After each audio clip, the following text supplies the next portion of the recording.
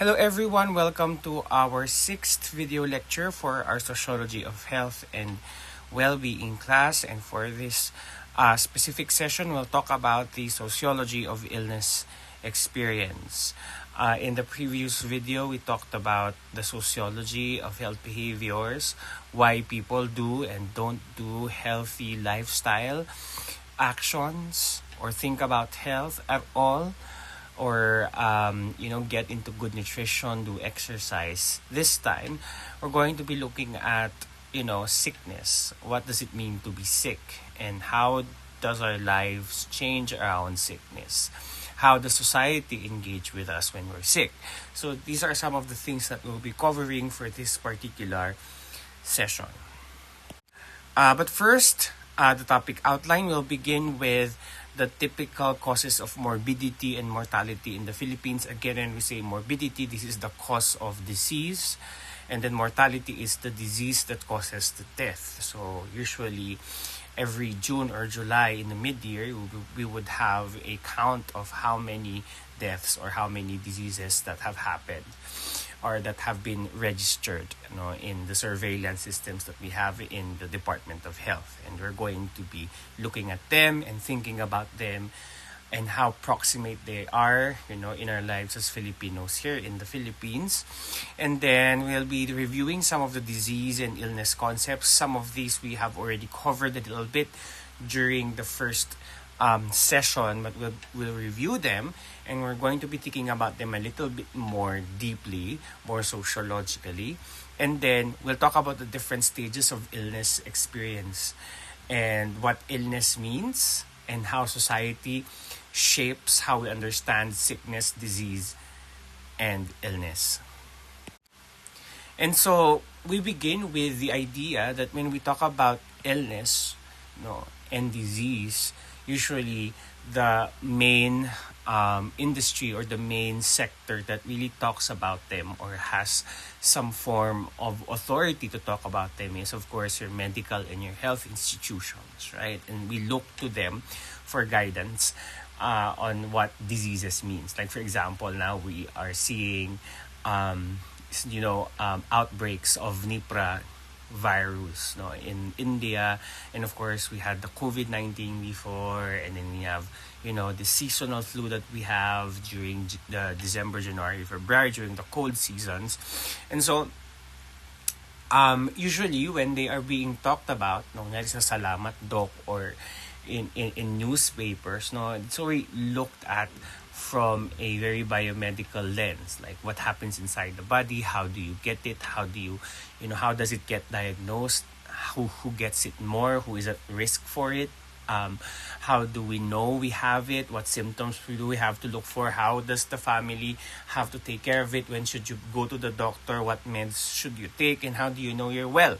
So those are kind of the epidemiologic conversations that we have now, even with lay people. That's how we sort of think about disease and illness. But again, as sociologists, we believe that there is something more to it. One, we think about how illness, affects the social life of an individual or a collective. But at the same time, we also think about what does it mean to be ill, or what does it mean to have a disease? Who says you have a disease? And so when we talk about, disease in the parlance of sociology, we move beyond any dysfunction found inside your body, whether you have a chemical imbalance, or you have a metabolic issue, or you have a cancerous tumor, or maybe you have an active infection. We're going to think beyond that, and we're going to think about why do we think of it as, how does it become a phenomena of illness? How does it become having high dopamine inside you? How does it become an identity of ADHD, for instance? Or how high blood sugar becomes an identity, becomes a disability. By the way, PWD includes diabetes. It can be a PWD because of diabetes. So how does that shift? So those kinds of conversations, we have them sociologically. So in short, our sources would frame this as a social anatomy of illness, a social physiology, or in short, just the sociology of illness. So let's look at the different or the main causes of deaths in the Philippines. So the first one is the ischemic heart disease, or just, you have a coronary heart failure. So when you say coronary, these are the vessels that supply blood to your heart. So they pump out of the blood and return to the muscles of your heart so that they can continue pumping. So what happens during ischemic heart disease? Ischemia means loss of function of a particular tissue. So tissue is yung vessels mo. So what happens is that when any form of material gets clogged into those vessels, so for example, most of the time it is your atherosclerosis or yung plaque that is because of the fat and the cholesterol gets blocked. So what happens is that the nourishment in your heart gets blocked, so it doesn't receive the blood it's supposed to have so that it can be oxygenated and it can receive the nutrients. So mangyayari is yun yung alam natin na heart attack, and the term that we use for that is called an anginal attack, anginal pain, angina.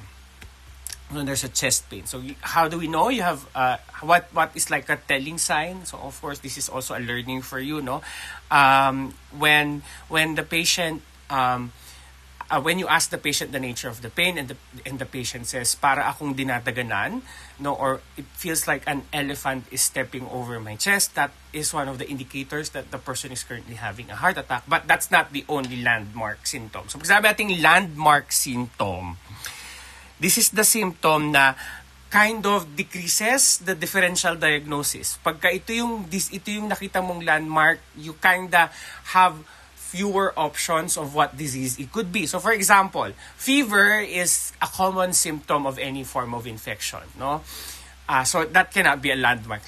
Kasi fever could mean that you have an upper respiratory infection, you have COVID, you have pneumonia, or maybe you have an infected wound. So fever is, you have to do some extra diagnosis, like tests, get blood tests or get some imaging for you to be able to see na this is the particular infection. But there are symptoms na kapag nakita mo, you immediately act towards treating a particular disease. So for example, when you feel, if this is your chan, and then you draw 4 quadrants over your chan, if you have a right lower quadrant pain, that's usually a possible sign for appendicitis, or your appendix gets inflamed. So that's called the landmark symptom. And those are the things that we have to teach lay people, particularly when you talk about stroke later. We'll talk about stroke later, so that we can respond immediately to, just in case it's an emergency issue. Next is neoplasm. So neoplasm, simply cancers, right? So breast cancer, colorectal cancer, lung cancer, prostate cancer, right? And then we have, of course, ano ibig sabihin ng stage 1, stage 2, stage 3? So it basically, of course, I won't give you like step by step, but stage 1 is that there is a cancerous development, but it's not yet moving from one organ to the next. If it moves from one organ to the next, then, or it's big enough to stifle some function, then that's around stage 2 and stage 3. But if it gets metastasized, pag kumalat na, yun yung metastasis na metastasize, kumalat na siya sa katawan, yun yung stage 4, and that would most likely have lower prognosis. And that's the reason why we need to, if we need to see it, it's in stage 1, So there are many, possible warning signs that you could have cancer. So for example, you sudden loss of weight, pencil thin stools if it's colorectal cancer. Of course, it's the lumps in the breast for breast cancer, difficulty in urinating if it's prostate cancer, and other things, and then of course you have cerebrovascular disease, or what we know as stroke, So at pabata na yung mga nagkaka-stroke, So what happens during stroke? So similar to ischemic heart disease, pero imbis na in the vessels in your heart, it goes to the vessels in your brain. So what happens is that either there is it gets blocked,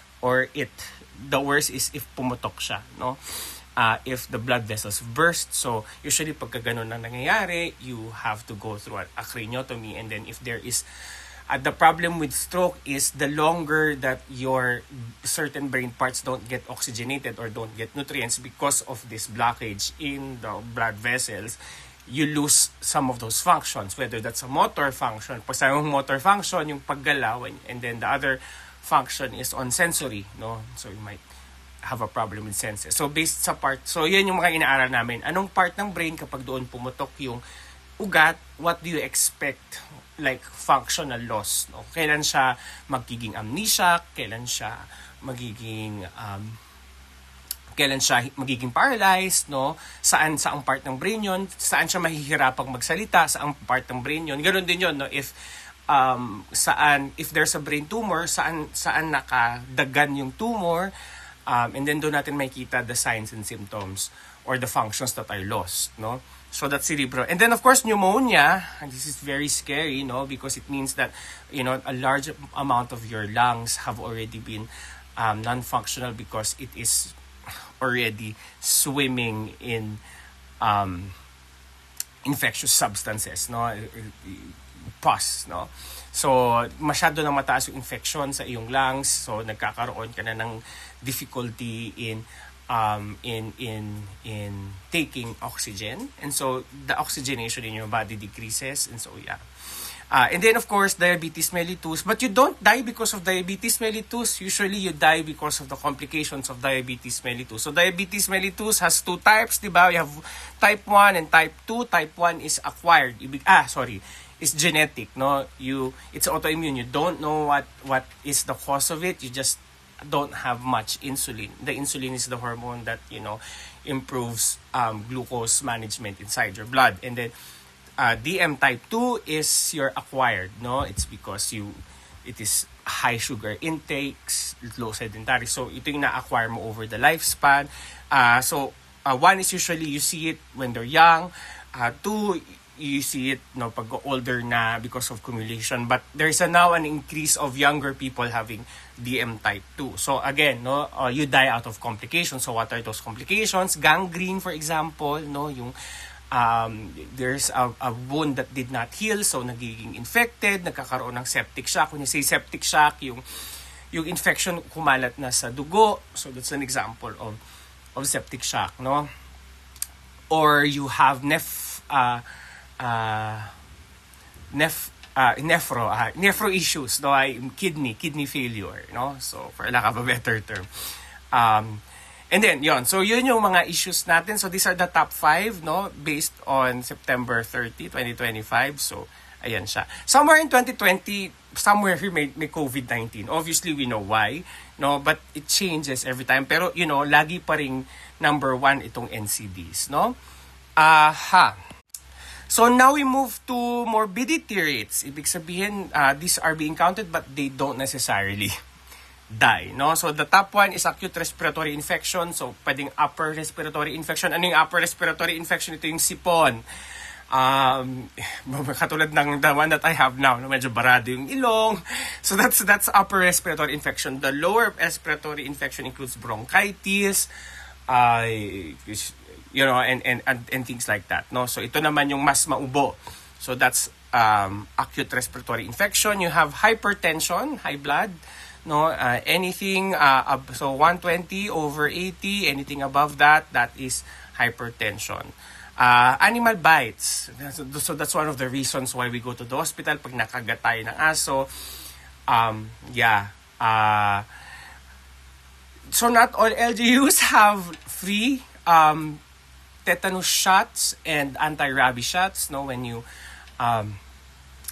you present yourself to them. So again, you know, going back to the Philippine healthcare system, hindi lahat ng LGU meron, because when I went to practice, may mga iba na they have to buy, and it's like the vials are like 2,000 each, and they have to find someone else na nakagat ng aso because you don't use the whole vial, no. So those kinds of things, no. Urinary tract infection. So I think some of you may have already experienced this, so you kind of know what that is. Skin diseases, no, madami yan. So any form of lesions, dermatologic issues, yan. Pneumonia, acute lower respiratory tract infection. So magkaiba. So I think this is upper, this one is lower. So yung lower nga yung mga bronchitis, ganyan. And then all forms of TB, and then fever of unknown origin. So hindi na nalaman kung dengue ba siya. So parang, hinintay. Usually ang nilalagay dyan in the chart is SVI, systemic viral infection. So usually kasi pag viral infection, the treatment is symptomatic, no? So yun. And then diseases of the heart. So ito naman yung morbidity. So these are eventually yung mga gumagaling, no? Pag namatay, sumasama siya ngayon dun sa mortality rate. So balik ulit tayo, no, doon sa ating conversation about the difference between the disease and the illness. So the biomedical reality is the disease, no? Ano yung nangyayaring dysfunction or pathophysiology in your body, that is what makes it a disease. But what makes it the illness is how you experience that particular disease. Now, sometimes the disease can be an illness experience, and an illness experience doesn't necessarily have to be a disease. And the patient reality during the illness experience is an overlap of that, no? So like I said, no, it's the biological concept, the disease. So it's looking at the objective reality, looking at diagnosis, no, looking at assessments, looking at imaging, blood works, etc. For illness, no, this is your social concept referring to perception and reaction of illness, that feeling, the subjective feeling of being ill, and the social relationships that sort of transform around that or not transform around that, the life ways that are interrupted by your disease. That's your illness experience. So it's more subjective. So there are three elements of illness. So one is you label symptoms as illness, pero we do know na there are certain health issues that we don't necessarily consider as illness. Like for example, nasugatan ka, that is supposedly that's considered a loss of integrity in the skin. So that requires some form of treatment. Pero sasabihin natin, malayo yan sa bituka. So, we clean our, but we don't make such a big fuss of it. So, our illness experience for a small cut may end after we put betadine or Band-Aid, right? So that's the full experience. Like, we don't have to label ourselves like, ako ay isang may sakit na tao just because you got a cut, right? But there is an integrity issue there kasi nakat ka. So, there's a chance for infection, etc., etc. But sometimes we don't think about it because subjectively or based on our norms, it's not a big deal. So it's not necessarily an illness, right? And then the reaction is the meaning, attached by patient and society on the particular disease. So tulad nga nasabi natin, malayo naman yan sa bituka. So hindi siya illness. But there are also illness na like, oh my God, this is the thing, no? And we've seen that in COVID, right? Around 2020, 2021, ayaw mo magkaroon ng COVID. And then around 2022, pag nagka-COVID ka, okay, this is my third time having COVID, like, give it to me, It's not anymore that big of a reaction that we expect, no? I remember when we had the first case, like everybody's like, the reaction during COVID-19. But now, we have a COVID-19 or we have all of these things, no?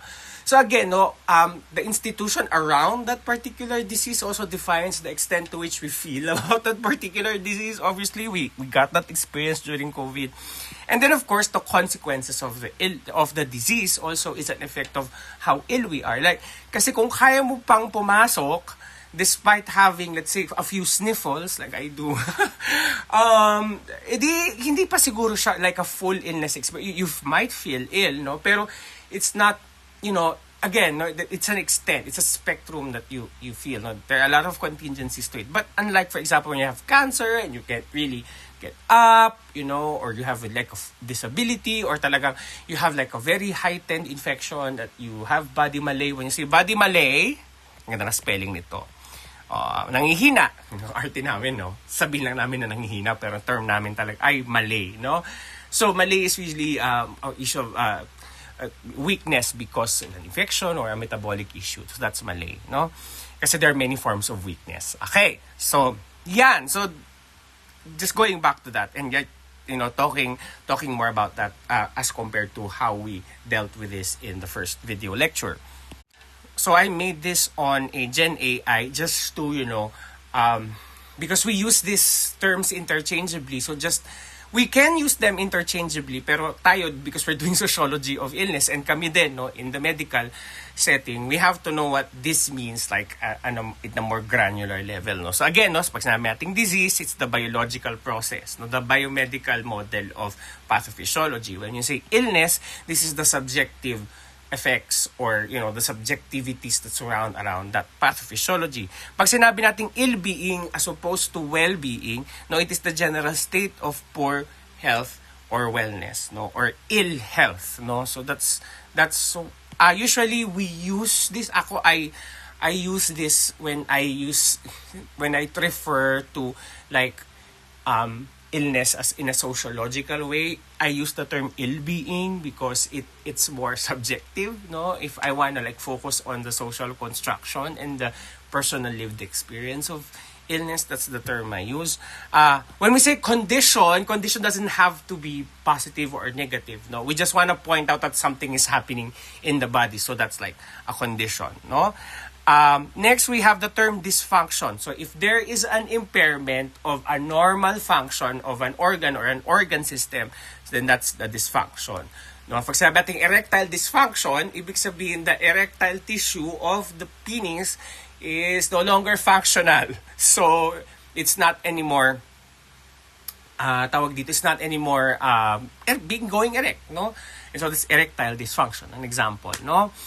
And then we have disorder. Disorder is the irregularity of function or structure, often with mental health, like anxiety disorder. Yan. Bipolar disorder. When we say syndrome, ito yung collection ng mga symptoms and signs, no? Again, pag sinabi nating signs, objective, so may rash, may pamamaga, no? May tenderness. When you say tenderness, merong obvious expression of pain pag hinawakan mo yung part na yun. So that's an example of tenderness. May enlargement, may discoloration, those are signs. Pag sinabi mong symptoms, ito yung nire-report. So for example, ang symptom ay naduduwal, nasusuka, nausea. Ang signs ay nasuka, vomiting, right? So for example, ang symptom ay masakit, no? Masakit ang aking, let's say, paa.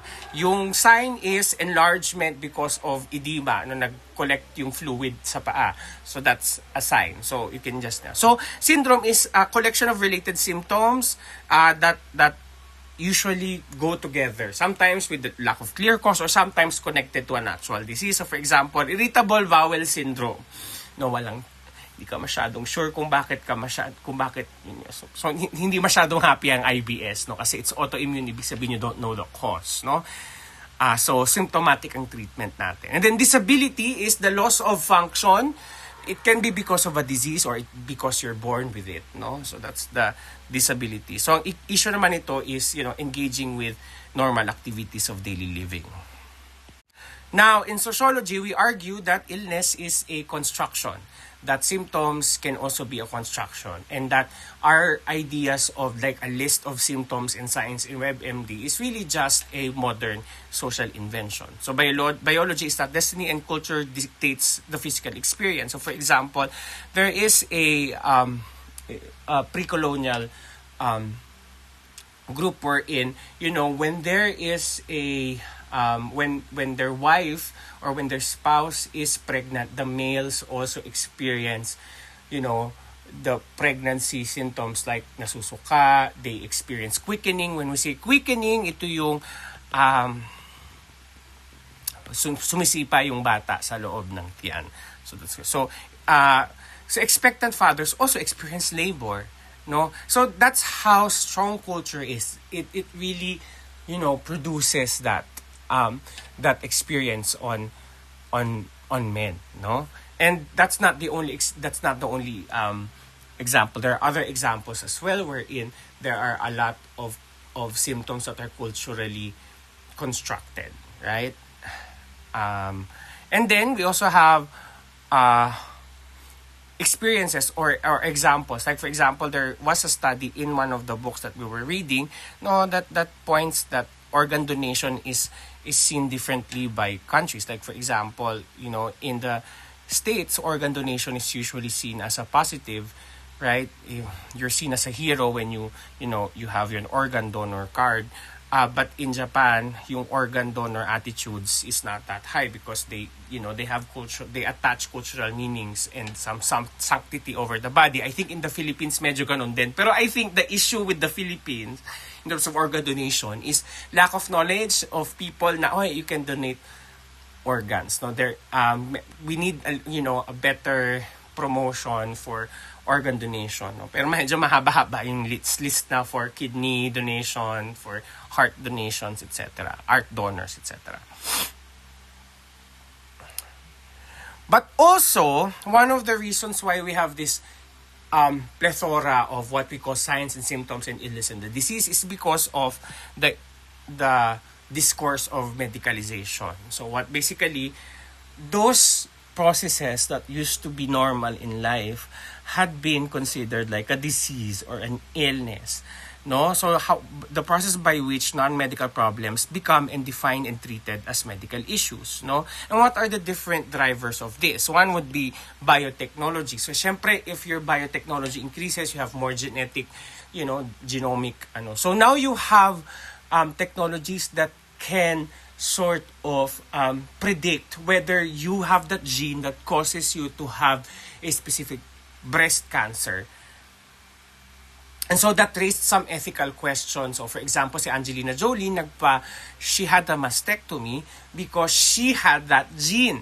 So that question is, it's not really diseased, it's just a gene that increases your risk for breast cancer. I mean, it's your body, sure you can remove it, but ethical questions, ganun ba dapat, no? If we're able to do that. Like for example, another thing, no? Let's just talk about like abortions, right? So we now have technology to know that nasa womb pa lang yung baby whether that baby will come to term like without congenital issues. So there are gene technologies already in other countries, no, like for example in China, if they found that this kid will turn out to have some intellectual disability, you're allowed to not make the child go to term and abort it, no?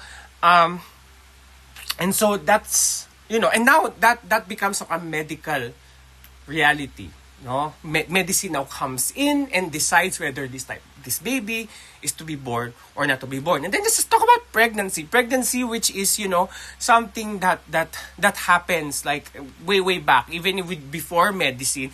Women were getting pregnant, experiencing labor and delivery, learning as collectives how to deal with it. Although, we have to say that because of medicalization or, making sure that, by the way, according to WHO, all labor and delivery has to go through a facility. So, wala nang home delivery, no? And this is like one decade ago, no, na sinabi nila ito. So, I mean, nag-improve naman siya because the maternal mortality rates become decreased because, you decrease the exposure of the mother to infectious agents, na maaring nasa bahay, no? You decrease the, chances for hemorrhage just in case magkaroon ng bleeding yung mother at hindi siya maubusan ng dugo, no? I remember interviewing a woman, and this woman, prior to this WHO thing, no? Pinanganak niya yung sarili niya, no? Naglagay daw siya ng lubid sa kanyang tiyan when she was experiencing labor, and then hinatak niya yung lubid para magkaroon ng pressure dun sa tiyan niya, and then lumabas yung bata, and then saka niya tinawag yung kumadrona, no? Nakapalabas na po. So, sabihin, unassisted birth. So that happens, no? But of course, I would say that's dangerous, no? Kasi sinong sasalo ng bata and everything. And then we have a whole halabaluba of how we should take care of like where the baby should be after they get born. So we have a whole ritual in nursing or in the labor and delivery room, no?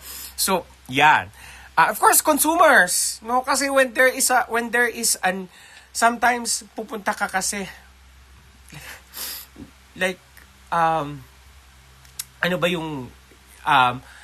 want to just have a annual physical exam, an executive checkup, right? So like your daily life becomes now unhealth. I mean, dapat naman talaga mag-annual physical exam ka, no? Pero like for example, there's this artista and her child, no, naumpog.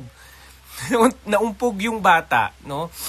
And then pinadala siya pina-MRI siya, magnetic resonance imaging. You know how much that is. And pag sa ulo, that's 20,000. But the MRI that celebrity got her son, no, is parang a specialized type of MRI. So I could just imagine that's like 50,000 dahil lang naumpog yung ulo.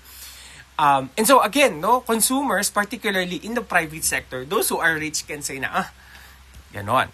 And then yung managed care, no, externalizing care from households to hospital agencies. And then of course, pharma marketing, like lahat na lang problema, no? Like, although, syempre, I cannot say because I'm not a woman, no? Pero like, for example, you have mefenamic acid for pain. But you have a specific mefenamic acid for menstrual cramps. I don't know exactly, like, if there really is a difference or it's really just being used to, like, cater to women and, pathologize, like, an everyday women, an every month's women experience and say na, we have a Buscopan that's specifically for cramps and like, so I mean, I don't have the numbers, but I can think about, imagine, you can probably also think about that, like, hindi pwedeng biogesic na lang for menstrual cramp. Why does it have to be Buscopan Venus? Something like that, no? So anyway, ano-ano na yung mga natural life events. Like for example, now we have menopause being treated as a medical issue, right? It's being stigmatized. Like every woman will go through menopause, no? So why do we stigmatize it, no? It's because we're stigmatizing aging. So magkakakonekta din sila, no? And then baldness is now an issue. We now have medicines for. I now see TikTokers getting, hair transplants. I mean, it's easy for me to say because I'm not bald, but I do know as someone close to me, who's nawalan siya ng buhok sa kilay. And like, may treatment pala doon, no? Alopecia areata ang name. So, yeah. And then on how Viagra, no, is being, dati, this is only for those who have erectile dysfunction. Now, Viagra can be taken by people who just wanna have sex and, to have endurance for a long periods of time and multiple rounds of sex, right? And these are taking, I know people who are 20s who are taking this, no? Because they want to have like a fulfilling sex. And, dahil OTC ito, everyone can OTC, over the counter, right? Hindi kailangan ng prescription. Behavior deviance, like for example, there's an increase of ADHD diagnosis. No, medyo may contention ako dito sa articulation ng libro, no? I mean, it can get a little bit neurodivergent. Medyo may konting discrimination on neurodivergence, no?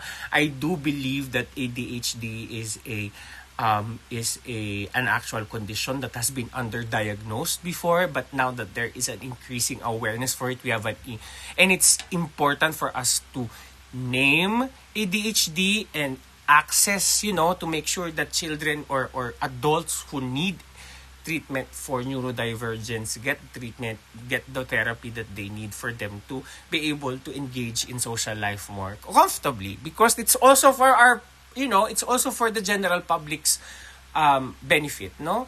If we are all moving in solidarity and comfortably, then we become more productive nation, diba? But also I have beef with like everything is, unscientifically pointing everything as ADHD when they're not. So that's another issue. I don't want to get into that nitty-gritty, no? But I would argue that that's sort of the resistance that we're having against medicalization. Na parang I can reclaiming that identity of neurodivergence. I support that, no? That's resilience, no? There are ups and downsides to it, no? So, but now from disruptive behavior, it becomes a pathology, which is sort of double whammy eh. So parang, it became a pathology, so now you can have it treated medically. But because it's a pathology, becomes a disease, then it gets attached with disease stigma. So, things like that, no? So, and, the performances of people who identify as people having ADHD, no? Have to go all through these motions. Like, yon. And then we have the double-edged sword of, protection and hidden profit, no? For example, alcoholism, 'di ba? Now we treat alcoholism as a mental addiction behavior, and so it becomes now from a deviance, problematic identity, you become a medicalized identity. So that kind of softens the stigma. But at the same time, isipin mo rin, sino bang kumikita sa mga alcoholism therapist, lalo na kung ito ay private, right? Because we don't have much facilities for alcohol dependence treatments, di ba? Actually, one of the things that I am quite fascinated with lately is yung cigarette smoking, right? And so the same the same institutions that sort of caused cigarette smoking to be a thing and cause a large amount of the mortalities that we've been talking about earlier, ischemic heart disease, neoplasms, cerebrovascular. Ano din yon? Puro risk factors non smoking. Now they're developing their means to correct their own mistakes. Like they have vaping, which now we know is also dangerous. And then I see this like, yung Zine ba yun? Yung ganito? Zine. Yeah, and I see this and then yung IQOS. Kasi ang weird ang weird nung advertising, no? The advertising, by the way, for cigarette smoking now and is even before we knew about influencer marketing, I was studying about this way back in 2016. When I graduated my PhD, I was a part of a global cigarette smoking marketing, and I was, we were investigating because they were not allowed to advertise. So how do you now sell cigarette smoking? So now you're not just selling cigarette smoking, you're also selling treatments to cigarette smoking so that you still get the profit from the problem that you made. So weird. So weird. Anyway, sorry, rant session na naman tayo. Now, another sociological perspective on illness is that illness is an experience, no? And so, according to Sackman, there are 5 stages of the illness experience. One is you experience the symptoms, you assume the sick role, you engage in medical care contact, dependent patient role, and recovery or chronicity. So somehow, when you look at developed nations, of people, you would see that this is sort of the journey that it takes for you, to kind of, move from a symptom to become symptom-free, or from a symptom to, accepting that you have the disease forever because it's a chronic disease. But, and in later parts of this slide deck, we'll learn na, sociology also, social gradients, social identity, social position also influences the extent to which we engage in the symptoms or in the stages, or if we engage with those stages at all, if we get to those stages at all, how soon do we get to that particular stage? It is also very much influenced by social structure, social reality, social contexts, and we'll discuss them one by one in a while. So, let us talk about symptom experience. So remember na, symptom experience and then before ka maging sick. So for example, you have sniffles. How do you say na, isipin mo muna, I have sniffles. So ano ba to? Allergy ba to? Bumahing ako? Meron bang pumasok dito na something lang kaya ako nababahing? Medyo umulit-ulit. No? So ito ba ay symptoms lang? Or do I have to assume na, I may have the flu? And then assume the sick role. So, now, how do we move from experiencing the symptom to actually, assuming that we may be sick, no? I will take that sick role, no? And then, probably get a formal help, no? So, according to the mechanics theory of help seeking, no? Syempre, una muna, it's visibility and recognizability of the. Syempre, pag hindi mo alam na may sakit ka, syempre some tumors, they grow without you even knowing it, and then malaki na sila when they get seen. No? Like, for example, I have a tawag dito, I have a bulge in my gallbladder, no? And I didn't know it until I experienced some pain in my right upper quadrant, got an ultrasound, and you have a gallbladder, not a stone. I forgot the name of that. Basta may bulge siya. So, hindi ko siya pwedeng tunawin kasi nga bulge siya. So, I still have it now. I don't have the symptoms. I just know I have it. But without the ultrasound, I wouldn't know. So, the more visible and recognizable the symptoms are, the more likely we worry, no? So, it is the obviousness, no, the visibility of that illness. And that's one of the sort of the reasons also why medyo yung mga hindi maalam about HIV, and then usually when you get the infection, it takes some time before you get, opportunistic infections, and by that time, ang baba na ng iyong white blood cell count, no? And so, dun mo lang malalaman, no? So you have to go through like the whole treatment of the infection plus of the opportunistic infection and the symptoms plus the treatment of the HIV, no? Kaya nga ang sinasabi is, if you are sexually active, get tested monthly or regularly for HIV, so that before you even get to that point of opportunistic infections, you can already sort of improve your white blood cell count. And then, of course, pagka hindi mo na kayang gawin yung work or social life mo, if may disruptions na, then maybe this is something that will now make na, may sakit ako, no? And then, pain tolerance, no? So, there are sometimes gender norms related to this, so na parang, hindi, sakit lang yan, lalaki ako, so I can make tiis.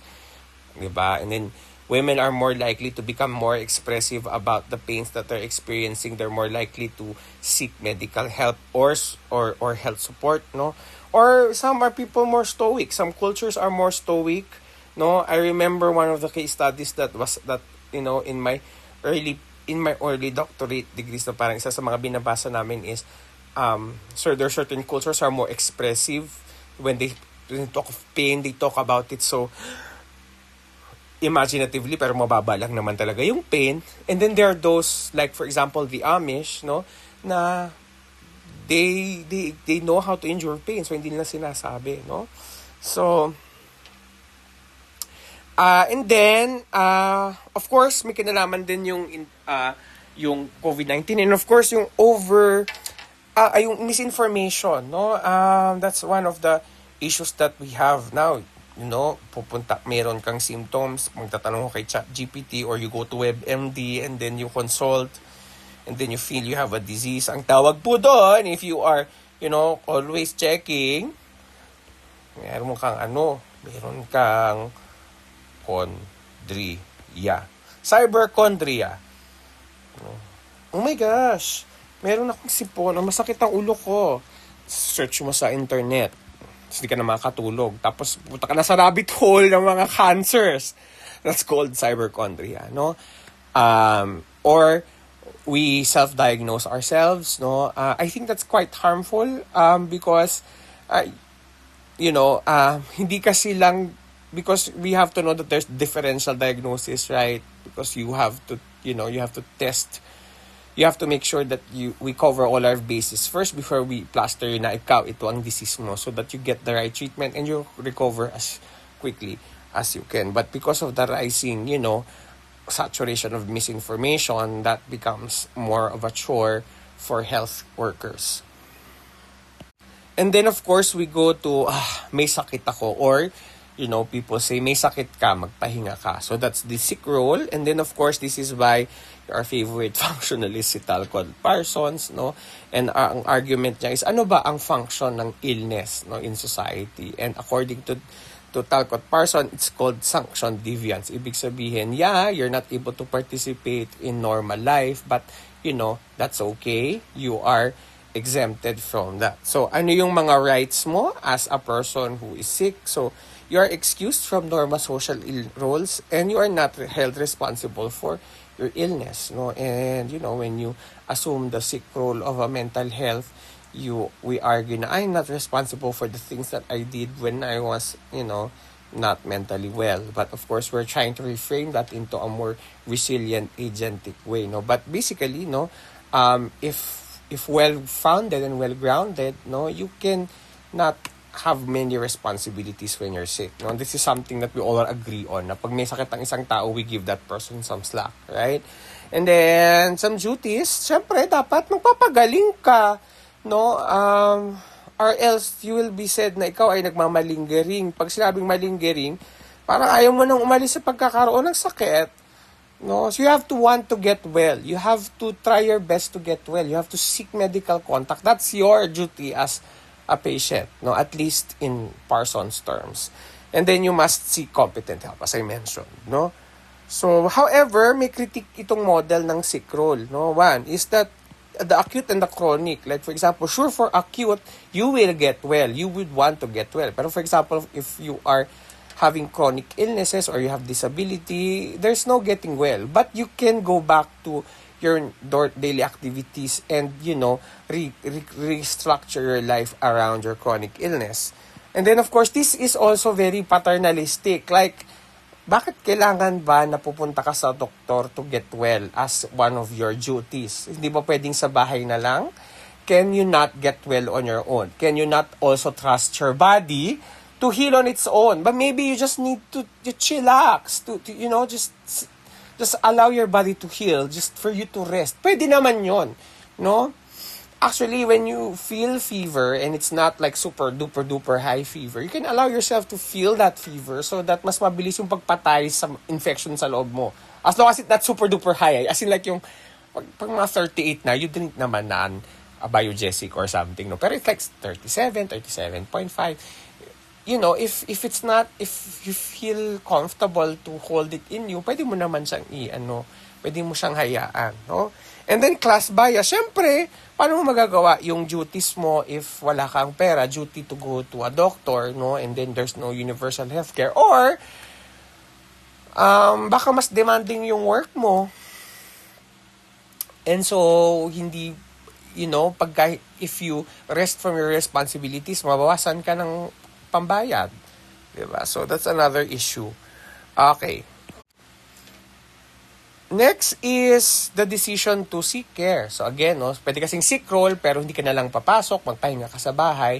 Pwede namang not necessarily kang mag-seek ng medical care. Pwede ka namang mag-seek ng nanay care or tatay care or pamilya care, no? Ganyan naman tayo sa Pilipinas. If we can put it muna sa atin, then we will do it, no? Pero if you need na for medical care, the argument is, usually ang question is, bakit ngayon ka lang nagpakita sa akin kung kailan malala na? That's usually the concern. And then, usually the blame is on the patient. But we do know that delay from care, from experiencing symptoms to actually seeing a doctor has many factors. Like, predisposing factors like health beliefs. So, yung pinag-usapan natin last video, perceived susceptibility, etc. Barriers, etc. Yung age, siyempre, pag mas bata ka, feeling mo ikaw ay mas strong. Gender, pag lalaki ka, you feel like, hindi, toughen up, kaya to, this is life of a man, ganon, di ba? So, yun. So, that's is enabling factor. Siyempre, kung may income ka at walang universal healthcare, pwede ka. Geography, meron bang access to a healthcare center? Kung may healthcare center, well-equipped naman ba yung healthcare center nyo? Next is need factors, like perceived severity, no? So, if it's more severe, then you really need it, no? So, ano yung triggers, according to Zola, na ikaw ay self-care. So one is, pag hindi ka talaga makapagtrabaho because of it, no? Talagang, at gusto mong matuloy ulit yung trabaho mo, magpapacheck ka na. And then, interference with social relations. And then, there's also what we call temporalizing na parang, nako, pag itong sakit na to, hindi pa to nga nawala in 6 days. Or hindi, bukas, papatingin na ako sa doktor. So, that's example of a temporalizing. No? And we do that a lot of them.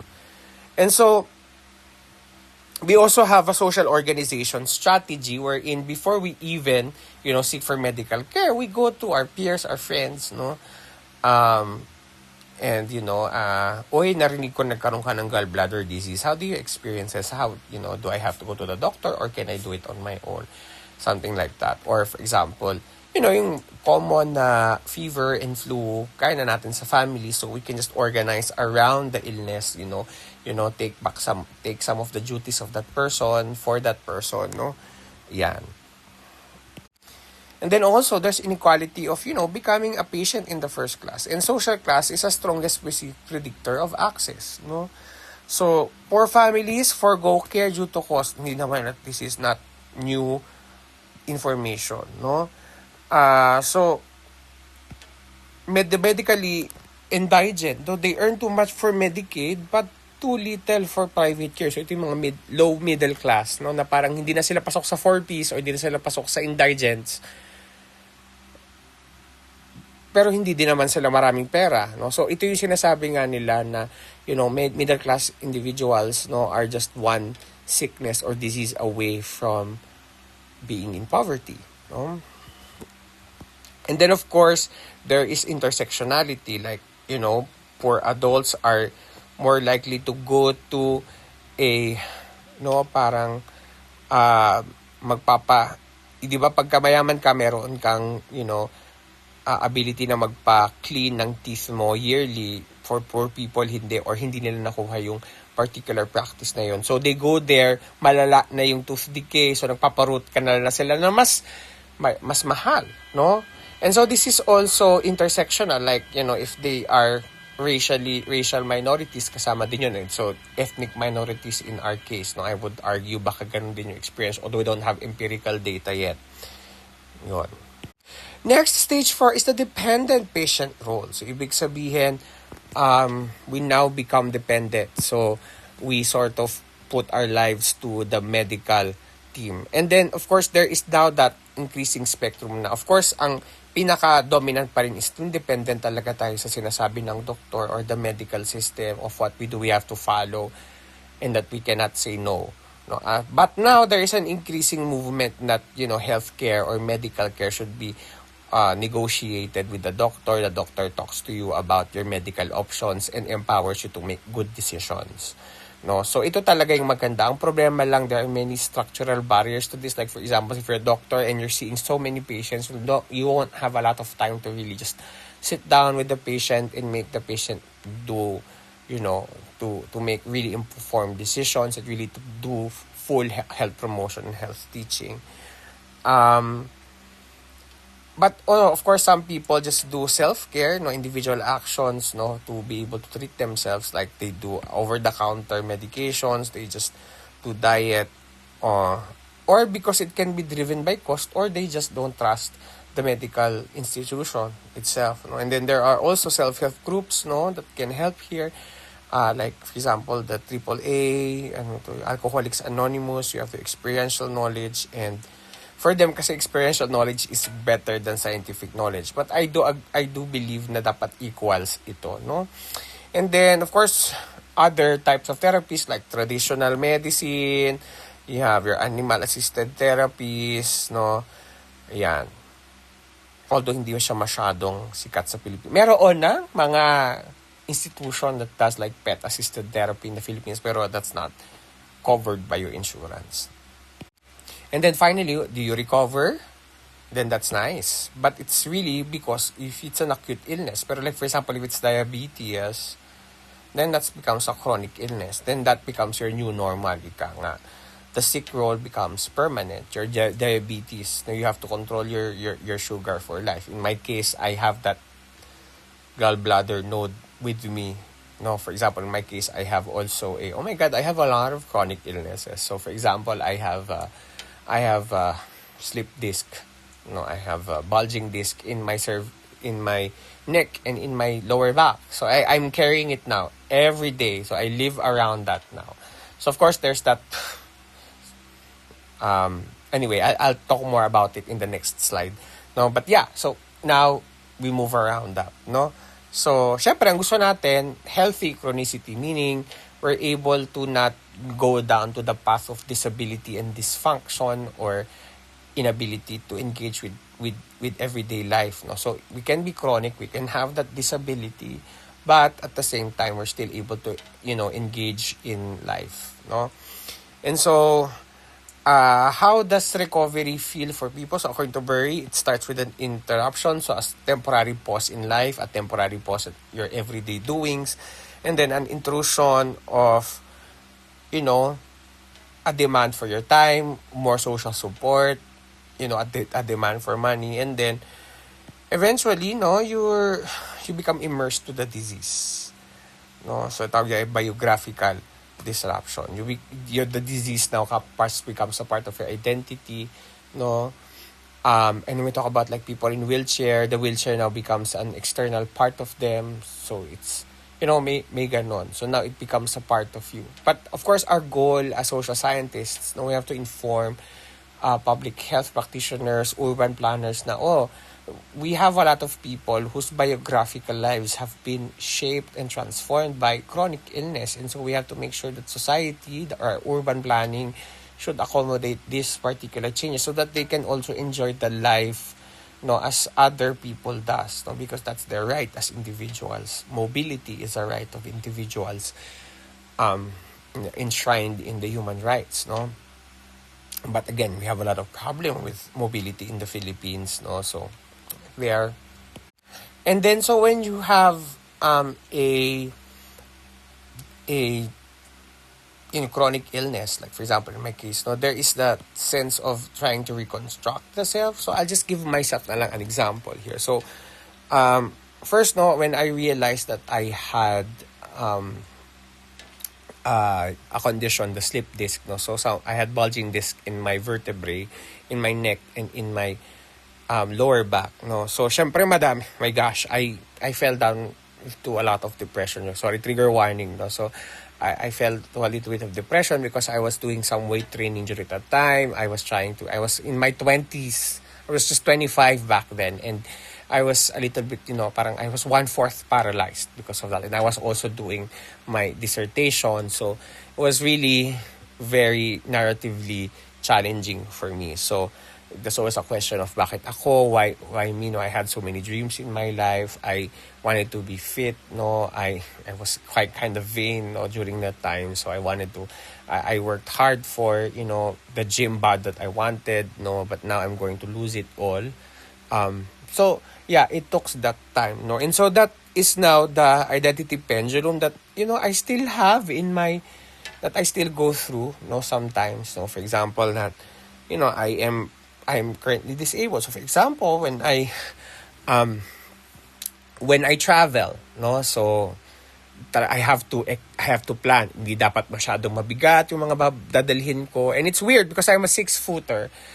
And, you look at me and like, this person can like carry a lot of stuff, right? So sometimes I have to tell people that I have a spine problem, so I cannot lift that heavy. Now, I can lift better now than I used to during the time that I had, during the hype of this particular dysfunction that I have. But, I still I feel a little bit disabled sometimes, But and then we have the, okay naman na self. Because, I also enjoy the, sometimes I enjoy that idea of, I still get to live a normal life, do normal work. Maybe I'm not as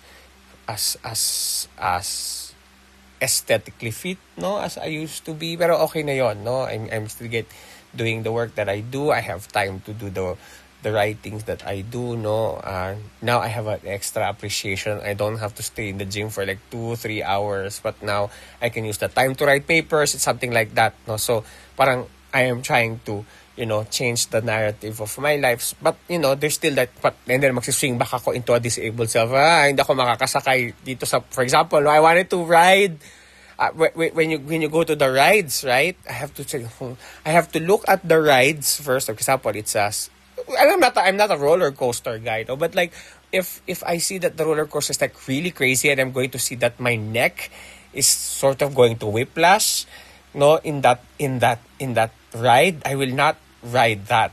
Bawal, no, kasi baka something might happen to me. So now I can also sometimes, no, so mag-uusap na sila, okay na, let's ano yun, ano na nga yung angkas, no, let's do more. And then I was saying, taas ako ng kamay, I cannot do angkas because I cannot tolerate yung nag ang tawag dito, I cannot tolerate yung mauga. So it can cause me. So for example, now I'm speaking, medyo nagpipinch-pinch ngayon yung aking nerves. So meron akong pregabalin. Pregabalin. A neuropathic with me. No, neuropathy medicine, no? Or I have to treat vitamin B complex, no? So but I feel like naman nandito na ako sa post-traumatic growth, no, na parang I have that acceptance. I feel like naman I'm thriving, no. Parang people naman won't notice that I have that particular injury without me unless I tell them na meron akong injury, ganyan. Although sometimes it's scary, like for example, when I left alone and I travel alone, I like to travel alone, but also at the same time, it's scary for me because what if something happens to me and you know, etc. etc. But you know, things like that. Maybe you also have chronic experiences, no? Of course, you're still young.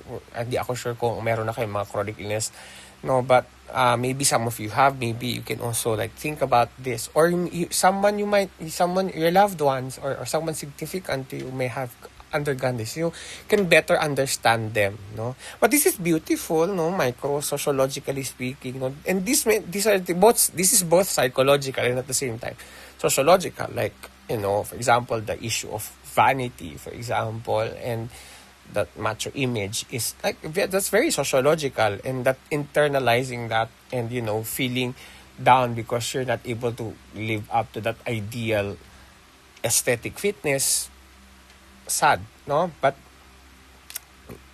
post-traumatic growth tayo, no? Yan.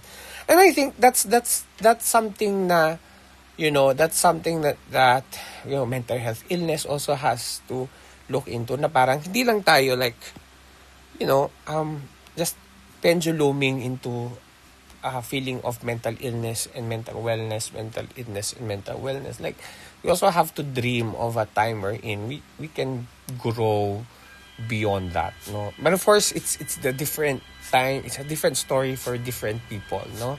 But yeah, and of course, social realities will sort of constrain that or enable that, etc.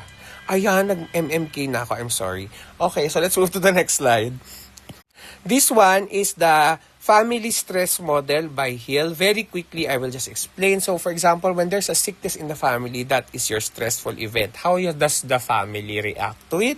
So, it's based on how they perceive what the magnitude of that stressful event, the resources that the family have. This, of course, comes with economic resources, human resources, like how many sa family kayo, and your social capital, are you connected with the community, no? And then, of course, your psychological resources, and then your perceptions about the disease. Like, if the family perceives the disease to be, okay lang, we've done it before. Or, for example, tuberculosis, tawag dito, diabetes runs in our family, so we know what to do or, for example, cancer runs in our family, so I know what's happening to you, we'll know what to do with you, no? Or, of course, it can be perceived as something big. So, katulad nung, for example, okay, dun sa sinabi kong example kanina about the celebrity bringing their child na nauntog into the MRI. It's an example of like over-perceiving, no? And then it's the extent to which you have enough resources, the actual magnitude of the event, and the extent to which that is perceived by the family will sort of predict whether that becomes a crisis situation in the family or an adaptation situation in the family. Ayan. And then we can't talk about disease without, and illness without talking about stigma. Stigma, according to Goffman, is the damaged goods level, no? Ika nga, in Filipino, ito ay dungis, no? Ng ating pagkatao. And usually, stigma is attached to disease or disease stigma. So, example, with HIV stigma, cancer stigma, HPV stigma, no? COVID stigma, oh my gosh, no?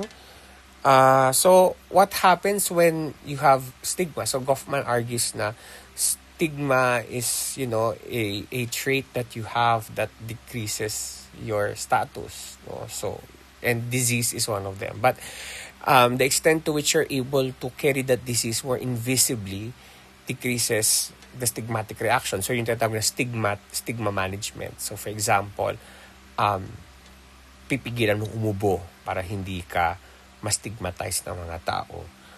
Or if you have HIV, diba, you don't tell people kasi most of the time naman it's asymptomatic. Now naman when you drink medications, I think everyday nila iniinom yun, no? The viral load goes low and sometimes they're more aesthetically pleasing, diba? So yun.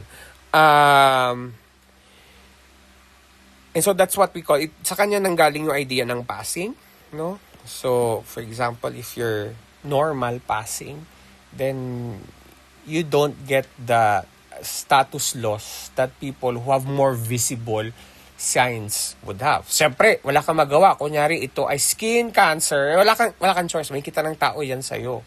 So, that is a trait that you cannot get away from. It becomes visible. And that, and when people see that, they will attach stigma to you. And stigma invites what type of behavior. So there are many forms of stigma. We'll not discuss them one by one, no? But like one of them is, of course, rejection, decrease of status, isolation to the person. So that's the reason why some of the people do not want to disclose that they have HIV, no? And of course, internalized stigma is called shame. Internalized HIV stigma. No, they feel like they're a lesser person because they have HIV. Isolation, yan, sinabi. And then financial insecurity. Why? Because sometimes, I think mayroong nagkaroon ng balita na there was a hairdresser who was pinatanggal sa trabaho nung nalaman na siya ay may HIV, which is, again, that's very problematic. No, that's against the law of HIV. You can't get it, no, from being a hairdresser, no. So, for example, no, women with STIs na yung term ha, sexually transmitted infections, not disease. So, internalized shame, no, they feel dirty. People with HIV feel dirty. They feel immoral. And these are messages that doesn't just come up because they feel that they're psychologically vulnerable. No, these are social scripts that they get from how people think about sex, how people think about, homosexual activity, how people think about extramarital or premarital sex, right? So there's a fear of disclosure which leads to deception. And what happens now is kumakalat siya ngayon, no? And so the goal is to reclaiming the sexual self from the illness. And so that's the reason why when you look at, for example, Love Yourself promotions for HIV, it's quite, it's very much rooted to desire. Because they don't want you to feel that you are an immoral person or ikaw ay maduming person. They still want you to have that sexual liberty, to enjoy sexual liberty, but at the same time protecting yourself and protecting others. No? So, yan. And then, of course, this also has your contested illness. Now, I'm not sure about Gulf War Syndrome, but like, for example, fibromyalgia. Parang meron yata ako nito. Fibromyalgia, you always feel pain because of, neuropathies. No? So, I feel ko meron ako, no? Pero somebody has to diagnose me first. So, yun na nga yung punto. No? Parang, you cannot get that. So, again, labeling, no, is very important. Microsociology ulit tayo, no? According kay Goffman din. No? Being labeled as illness, no? Sometimes you need that to access the care. Diba? Yon. Kasi like for example, I need a particular medication. Like, sometimes the pain can really become so weird that I have to get tramadol, like, right? And so for me to be able to get tramadol, I have to get a perception. Somebody has perception. Ano yun? Prescription. And then, so, ibig sabihin, a medical doctor has to certify and has to label me as someone with neuropathic disorders before I get labeled that, right? And that's the same for, I also take anti-anxiety medications. There's a specific reseta for that, di ba? I don't know if any of you are taking those meds. That's an example of getting labeled, right? So, getting labeled has two-prong effects, no? If you see clutching yourself na, I have a blue receipt yata yun. Blue receipt. blue prescription pad. Diba? That's a sign that I have I'm taking a highly controlled substance, right? So that's an example. Or I have a prescription so that I can have access.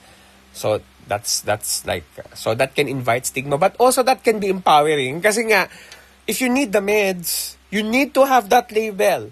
If you're not labeled that way, then you will not have that meds. And meron lang certain people who's able to label you, diagnose you, diba? I'm just lucky that I am a nurse and I have friends na parang I give them my syndrome and they can already sort of through telemedicine can already, sige, I understand. Or I tell them that I tell them that I have a neuropathic disorder because of my spinal injury, and they understand that I know what I'm saying because I'm a nurse, and so they give me they order me tramadol, no? But then of course I take it responsibly, of course, and and I also don't want to kasi meron siyang mga side effects, no? But it's a really powerful opiate. Opiate pa yun. Basta it's a powerful painkiller, ganon. Oo. So, yan. So, for example, long COVID, sabi daw in the States, you need to prove that you have long COVID so you can have disability benefits for it. Yung pagkakaroon ng PWD card is an example of being labeled. No? Being labeled positively, I guess. No? Kasi, you get to have access to the benefits, the social insurances, the social protection that come with having a PWD. Right? So, if you have diabetes, that can be a PWD. Ang HIV is under psychosocial. I mean, again, there's a lot of like negotiation to that. No? So when you look at your PWD ID, probably there's a study already like this, no? Pero I could imagine the feeling na parang you have the PWD ID. It's both a curse and also a blessing. A blessing because you get to, go in line first. You get to have discounts sa Uber. You have to discounts sa food. But at the same time, I do know of stories of people who have PWD card, which by the way, I want a PWD card for my issues. I just don't have time, no? Because I have to be labeled by a doctor as PWD first, right? So anyway, but I have heard of stories of friends who have PWD cards na nakita nung let's say cashier sa Jollibee yung kanilang card, and titignan silang mula ulo hanggang paa. Well, of course, that the issue of totoo ba yung PWD, pero dahil kung hindi visual yung iyong sakit, like it's a psychosocial disorder, medyo merong issue, no? Merong pagtingin na masama, no? And you've seen that canceled, yung na-cancel na restaurant, no? Because niyurakan nila yung pagkatao ng PWDs, diba? And so it's a blessing and a curse, no? And so these are some of the things that they negotiate with, no? Babalik tayo dito sa pendulum of identity, no? And so when you think about it, ang dami nang pwedeng maging research nun, ano? Sa Pilipinas, kulang pa tayo ng mga ganang research, eh. So, yun. Ayan, so that's the sociology of illness and sociology of illness experience. Thank you for joining my MMK sharing. I hope that you learned from this, no? And then next time we'll talk about the allied medical professions.